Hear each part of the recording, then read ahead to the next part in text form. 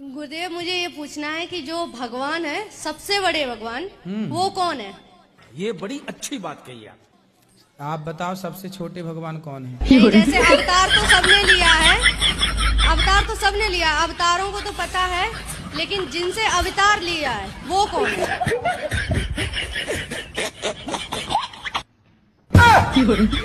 खत्म।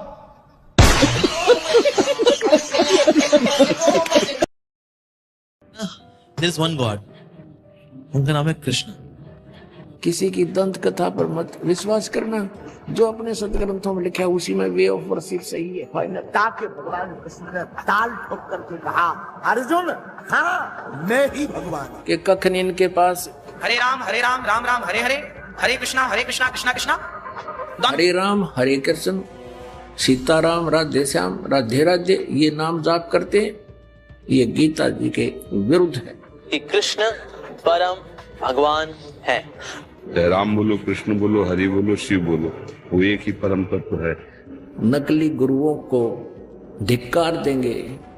दुनिया में कृष्ण के अलावा कुछ भी सत्य नहीं, सब चीज नष्ट होगी। सरेंडर करें इस ज्ञान के सामने कि हमारे पास ज्ञान नहीं, यानी तो आओ मैदान में। अगर इस कृष्ण नाम को हम हृदय धारण करेंगे, क्या हमारा भविष्य नहीं बदल जाएगा? वही कृष्ण है जिन्होंने महाभारत का युद्ध में गीता जैसा पवित्र ग्रंथ दिया। कि जुबान बंद कर लो, बस बहुत हो लिया तुम्हारा। दर्शकों, क्या श्री कृष्ण ही सुप्रीम पावर है? क्योंकि भारत देश में जितने भी संत व बाबा हैं, उन सभी का एक ही कहना है कि श्री कृष्ण ही वास्तविक भगवान है। यहाँ तक कि भारत में जितने भी कथावाचक हुए हैं, वो सब भी श्री कृष्ण की ही महिमा गाते हैं। वो लोग भी श्री कृष्ण को ही सुप्रीम पावर बताते हैं। मशहूर इस्कॉन वालों का तो यहाँ तक कहना है कि श्री शंकर जी छोटी शक्ति है और श्री कृष्ण जी बड़ी शक्ति है।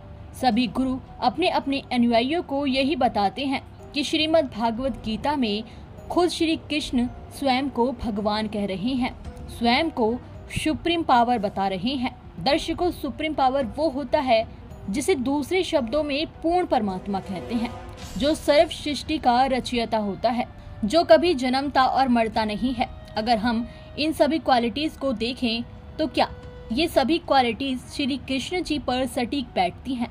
वैसे तो पूर्ण परमात्मा की और भी बहुत सी परिभाषा हैं, लेकिन आज हम सिर्फ इन्हीं क्वालिटीज के आधार पर देखेंगे कि क्या वाकई में श्री कृष्ण जी सुप्रीम पावर हैं।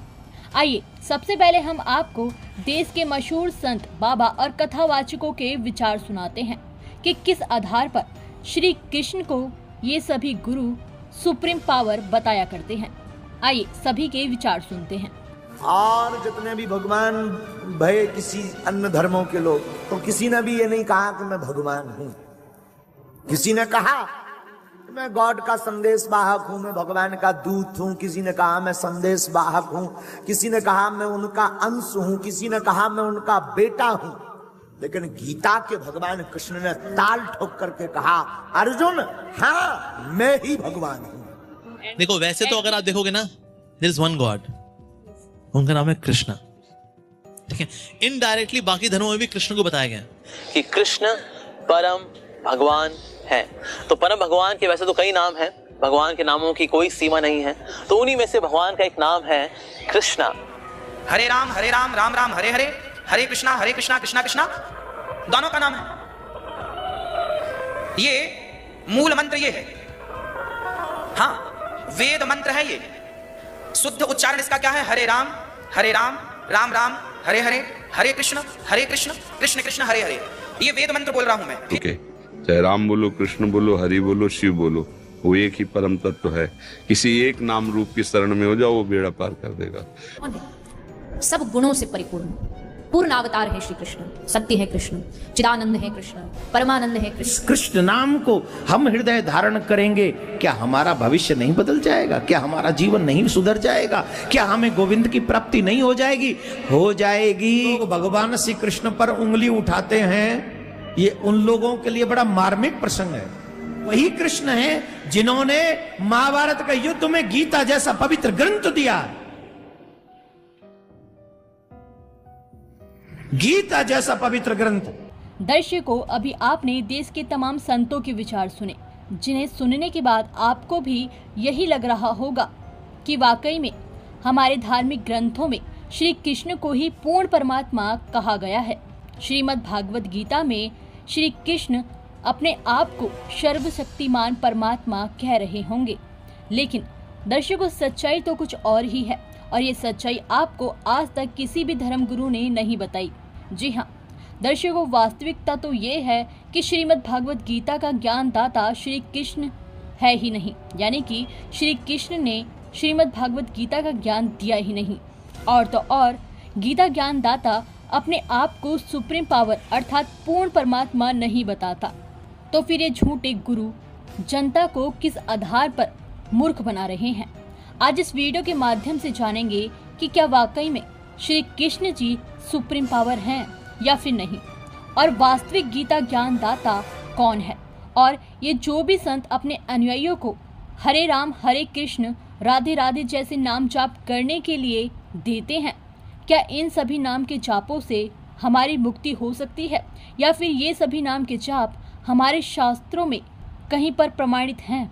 आइए आज आपको संत रामपाल जी महाराज से प्रमाण सहित प्रमाणित करके बताते हैं। आज तक जो नकली धर्मगुरु इन शास्त्रों का हवाला दिया करते थे, आज इन शास्त्रों का हवाला नहीं बल्कि इन्हें खोल कर दिखाते हैं कि क्या है वास्तविक सच्चाई। आइए जानते हैं संत रामपाल जी महाराज से। फिर क्या कहा करते थे, हरे राम हरे कृष्ण हरे राम राम राम हरे हरे, ये मंत्र जाप करो। इन्होंने कैसा विभाजन कर रखा है कि ओम नाम का जाप तो सन्यासी करते हैं, और अन्य के लिए अन्य नमः शिवाय ओम नमः शिवाय, किसी के लिए हरे राम राम हरे हरे कृष्ण कृष्ण हरे हरे, ये मोक्ष कर देगा। पुण्यात्माओं, एक तरफ तो इन शंकराचार्यों जी का मानना है कि जीव ही ब्रह्म है, और दूसरी तरफ ये कहते हैं श्री कृष्ण भगवान स्वयं कृष्ण, श्री कृष्ण भगवान है स्वयं, श्री राम भगवान स्वयं।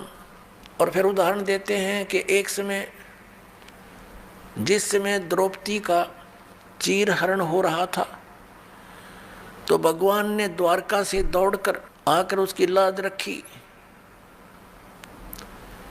फिर उदाहरण देते हैं कि जैसे एक बार गज और ग्रहा यानी मगरमच्छ लड़ रहे थे, गज ने भगवान को पुकारा, भगवान नंगे पैरों दौड़ के आया, उसकी रक्षा की। और फिर ये भी उदाहरण देते हैं, ये बोले समाज को, अपने अनुयायियों को कहते हैं कि भगवान कैसे दयालु हैं कि श्री रावण को अंगद भी मार सकता था, हनुमान भी मार सकता था, लेकिन वो अपने हाथों से मारकर उनका उद्धार करना चाहते थे, उनको परम गति देना चाहते थे। ऐसे ही कंस को भी अपने हाथों से मारकर उसको परम गति दी, क्योंकि भगवान के हाथों से मरने से परम गति हो जाती है। अब पुण्यात्माओं, ये कोई बात हो इनकी, ये कोई ज्ञान है, कोई आधार है इनके ज्ञान का। एक तरफ तो कह रहे हैं जीव ही ब्रह्म है, तुम ब्रह्म, तुम स्वयं ही परमात्मा है। जैसे एक उदाहरण देते हैं, ये इनके इतिहास को दास ने पढ़ा, इनके सदग्रंथों को देखा, उदाहरण दे रखा है कि एक व्यक्ति, एक शिष्य गया गुरुजी के पास कि मैं किस देव की, किस भगवान की उपासना करूं, मुझे उसका ज्ञान कराइए। तो गुरुदेव ने बताया कि तू खुद ही भगवान है, तू ही परमात्मा है, तू अज्ञानता से अपने आप को जीव समझ रहा है, बस वो भगवान बन गया, उसको ज्ञान हो गया शिष्य को। वाह भाई वाह, कितना सिंपल, कितना साधारण से ज्ञान हो गया। और फिर ये मंत्र जाप करते, हरे राम राम कृष्ण कृष्ण हरे हरे। फिर ये किस लिए? जब तुम ही जीव ही परमात्मा है, फिर ये किस लिए कर रहे हो? ये कीर्तन किसका कर रहे हो? भगवान का। भगवान तुम राम को भी मानो, श्री कृष्ण को भी भगवान मानो, और विष्णु जी भी भगवान, शंकर भी भगवान, नारायण भी भगवान थारे।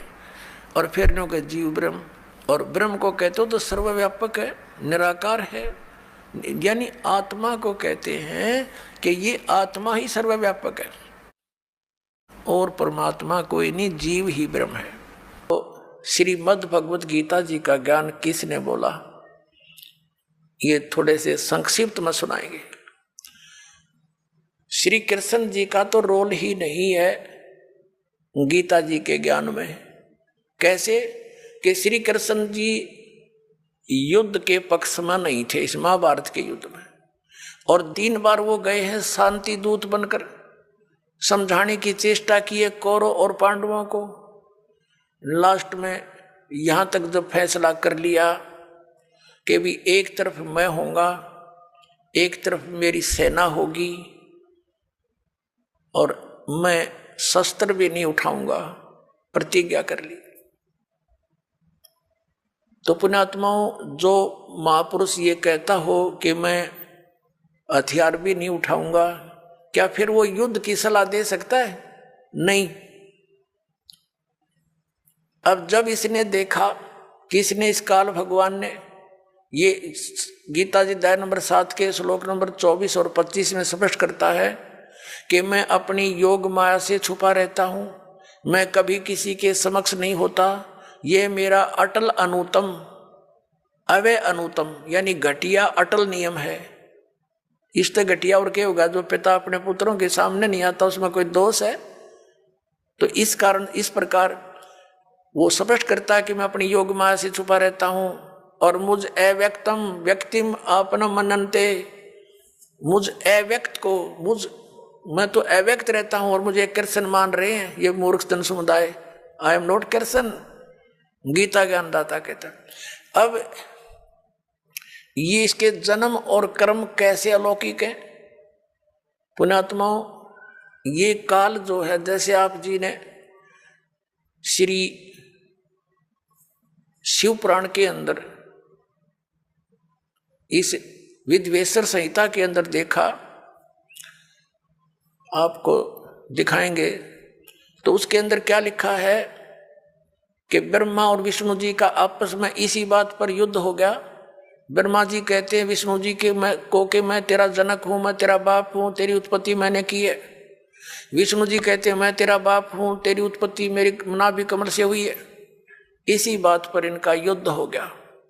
इसको समाप्त कराने के लिए इनके पिता, जिसने यह गीता का ज्ञान बोला, ये इनका पिता है, ये काल रूपी ब्रह्म सदाशिव यही है। इसने इन दोनों के बीच में एक तेजो में लिंग खड़ा कर दिया, स्तंभ, और बहुत लंबा चौड़ा, ये ऊपर नीचे घूमने लगे। उसका और छोर प्राप्त करने के लिए युद्ध बंद हो गया। फिर ये स्वयं अपने पुत्र शिव का रूप धारण करके खड़ा हो गया। फिर इनको समझाने लगा कि तुम भगवान नहीं हो, यू आर नॉट गॉड, तुमने अपने आप को इस मान लिया, जैसा कि आपको बहुत बार दिखाया है दास ने। फिर ये कहता है कि पुत्रों ब्रह्मा और विष्णु को कि तुमने जो दो डिपार्टमेंट जैसे उत्पत्ति और सतिथि का तुमने मुझसे प्राप्त किए तपस्या करके, इसी प्रकार 2 कृत महेश्वर और रुद्र को ने प्राप्त किए मेरे से। तो इसका मतलब ये 5वां है जो श्री शिव पुराण का ज्ञान और ब्रह्मा विष्णु को जो ज्ञान दे रहा है, यो इनका पिता है। और ये उसी विद्वेश्वर संहिता में इसी चैप्टर में कहता है कि मेरा एक ओम अक्षर है, नथिंग एल्स, और इसका सिमरण करो, इसका सिमरण करने से मेरा ही स्मरण होता है। तो इससे सिद्ध हो गया कि जो शिव पुराण के विद्वेश्वर संहिता के अंदर बोल रहा है वो काल है, और वो शिव रूप बना के खड़ा हो गया। ऐसे ये छल करता है, किसी को ब्रह्मा रूप में दर्शन दे देता है, किसी को विष्णु जी के रूप में दर्शन दे देता है। कि श्री कृष्ण जी को तो पता नहीं मैंने क्या बोला था गीता जी में, अभी दिखाता हूं। अपनात्माओं, महाभारत का युद्ध हो लिया, कौरवों का नाश हो गया, पांडव राजगद्दी पर विराजमान हो गए। उसमें श्री कृष्ण के अंदर से काल निकल गया। ओनली श्री कृष्ण विद्यमान था, प्रेजेंट था। एक दिन श्री कृष्ण जी ने कहा कि अब मैं वापस जाता हूं द्वारका को और तुम अपना राज करो। अर्जुन ने कहा कि भगवान आप हमें कुछ सत्संग अध्यात्म ज्ञान सुना कर जाओ, क्योंकि आप हमारे गुरु हो, एक सत्संग करके जाइयो। जब श्रोतागण सामने बैठे थे, अर्जुन और कृष्ण वहां पर टहल रहे थे, सत्संग का समय की इंतजार कर रहे थे, श्रद्धालु आ रहे थे। तब श्री कृष्ण जी से अर्जुन ने कहा, भगवान कृपा मुझे वही ज्ञान सुनाना जो आपने युद्ध के दौरान सुनाया था, यानी वो गीता जी का ज्ञान बताना। अब मैं भूल गया हूं, बुद्धि के दोष से मुझे याद नहीं रहा। श्री कृष्ण जी कहते हैं कि तू बड़ा श्रद्धाहीन है अर्जुन, तू बड़ा बुद्धिहीन है, तूने उस ज्ञान को याद क्यों नहीं रखा। और अर्जुन पर तो डांट मार रहे हैं कि तूने याद क्यों नहीं रखा, और स्वयं कह रहे हैं अब मैं पूरा ज्यों का तो तुझे उसको नहीं बता सकता, क्योंकि उस समय मैंने योग युक्त होकर ये ज्ञान बोला था। हम भले आदमियों, जब युद्ध के इसे खतरनाक भयंकर समय में योग युक्त हुआ जा सकता है तो इस पीस में क्या दिक्कत आ गई योग युक्त होने में। अब हो जा 2 मिनट लगे जो ज्ञान होता उसने बोला हो, तो उसने बोला ही नहीं था। ये श्री कृष्ण में प्रवेश करके काल बोल गया। जैसे आप देखते हो एक प्रेत आत्मा दूसरे के शरीर में प्रवेश कर जाती है और वो प्रेत बोलता रहता है, बहुत कुछ बोल जाता है। उसके जाने के बाद जिस शरीर की वो आत्मा अपने सचेत होती है, फिर उसको कोई अन्य ही बताते हैं, ऐसे बोल रहा था तू, ऐसे बोला, ऐसे बोला। उसको कुछ नहीं पता होता मैंने क्या बोला, और ही बताते हैं। फिर वो कहने लग जाता मैंने एक दिन ऐसे बोला। तो ऐसे श्री कृष्ण जी में प्रवेश करके उसकी आत्मा को दबा कर ये काल बोल गया सारे काम में। और उसके निकलने के बाद फिर ओरिजिनल कृष्ण था, वो क्या बोलता है दिखाता हूं आपको। देखिए ये संक्षिप्त महाभारत द्वितीय खंड, ये द्वितीय खंड गीता प्रेस गोरखपुर से प्रकाशित है।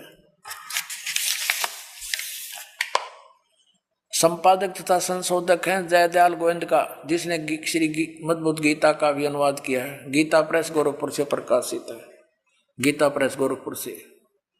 इसके 667 पृष्ठ पर आप जी को ले चलते हैं। ये देखिएगा पृष्ठ नंबर 667 667, और ये है संक्षिप्त महाभारत। संक्षिप्त महाभारत। अब यहां आगे हम जन्मेजय ने पूछा, ब्रह्मन शत्रुओं का नाश हो जाने के बाद जब महात्मा श्री कृष्ण और अर्जुन सभा में बैठकर वार्तालाप कर रहे थे उस समय उनमें क्या बातचीत हुई।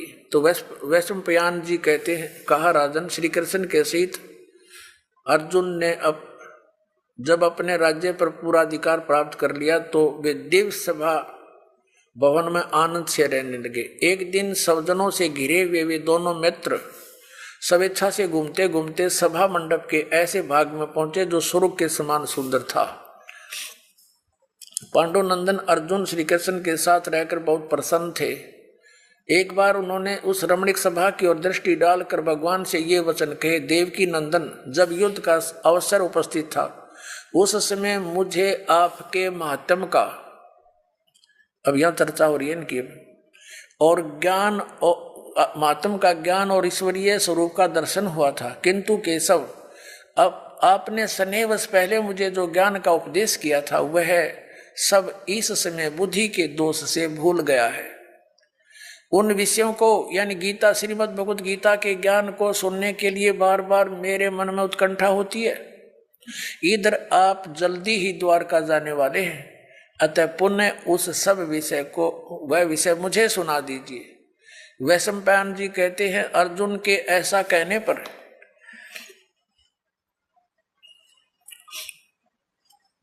वक्ताओं में श्रेष्ठ महातेजस्वी भगवान श्री कृष्ण ने उन्हें गले से लगाकर इस प्रकार उत्तर दिया।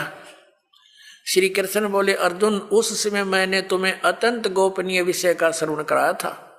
अपने स्वरूप भूत धर्म सनातन पुरुषोत्तम तत्व का परिचय दिया था और नित्य लोकों का भी वर्णन किया था। किंतु तुमने जो अपनी नासमझी के कारण उस उपदेश को याद नहीं रखा, यह जानकर मुझे बड़ा खेद हुआ है। उन बातों को अब पूरा स्मरण होना संभव नहीं जान पड़ता। पांडुनंदन, निश्चय ही तुम बड़े श्रद्धाहीन हो, तुम्हारी बुद्धि अच्छी नहीं जान पड़ती। अब मेरे लिए उस उपदेश को ज्यों का त्यों दोहरा देना कठिन है, क्योंकि उस समय योग युक्त होकर मैंने परमात्म तत्व का वर्णन किया था। अब पुण्यात्माओं, अब आपके कति समझ में आ जाएगी। यो ज्ञान बोलिया किसने? श्री कृष्ण जी का था रोल नहीं गीता के ज्ञान में। अब ये खुद कह रहे हैं कि मैंने, अब जैसे ये दास आपको ये सत्संग सुना रहा है और आप मुझे 10 वर्ष के बाद पूछ लियो जी इस विषय पर जो आपने ये सत्संग किया था कृपा फिर सुनाइयो, कभी सुन लो उसी से मैं सुना दूंगा, क्योंकि वो मैंने अपने होश आवास में सुना रखा है। और मेरे अंदर कोई प्रेत बोल रहा है तो फिर मैं ये बात बोलूंगा जो श्री कृष्ण बोल रहे हैं कि तुमने याद नहीं रखा, तुम कैसे व्यक्ति हो, श्रद्धाहीन हो, बुद्धिहीन हो। अरे भले आदमियों, ये दास सत्संग करेगा और प्रथम बार जो श्रोता इस सत्संग को सुनेगा 20% याद रहता उसको, और मैं फिर डांट मारूं कि तुमने याद क्यों नहीं रखा, तो इसका इससे सिद्ध है कि खिसियानी बिल्ली खंबा नोच रही है। यानी उसको ज्ञान नहीं खुद को, और उसको धमका रहा है कि तूने याद क्यों नहीं रखा, तेरा के बिजली गिर गई। अब तो आपको क्या हो गया, जब ऐसे भयंकर युद्ध के समय में आदमी योग युक्त हो सकता है, तो शांत है, सब तरह से बिल्कुल पीस ऑफ माइंड है, आराम से योग युक्त हो सकते हैं। भाव कहने का ये पुण्यात्माओं, श्री कृष्ण जी का तो रोल ही नहीं था गीता के ज्ञान देने में। अब श्रीमद् भगवत गीता का ज्ञान दिया किसने है? ये काल ने दिया। गीता जी अध्याय नंबर 11 के श्लोक नंबर 32 में स्वयं कहता है कि अर्जुन मैं काल हूं और देख तेरे सामने ये मेरा वास्तविक रूप है, और इस रूप का यानी जो मैंने अब तुझे ये रूप दिखा है, इस रूप का पहले ना तो किसी ने पहले दर्शन हुआ ना आगे कोई कर सकता। ये तेरे ऊपर रहम करके मैंने ये अपना विराट रूप दिखा है। पुण्यात्माओं, यदि श्री कृष्ण जी बोल रहे होते गीता तो ये शब्द नहीं कहते कि ये मेरा विराट रूप पहले किसी ने नहीं देखा, क्योंकि श्री कृष्ण जी तो अपना विराट रूप कौरवों की सभा में दिखा चुके थे।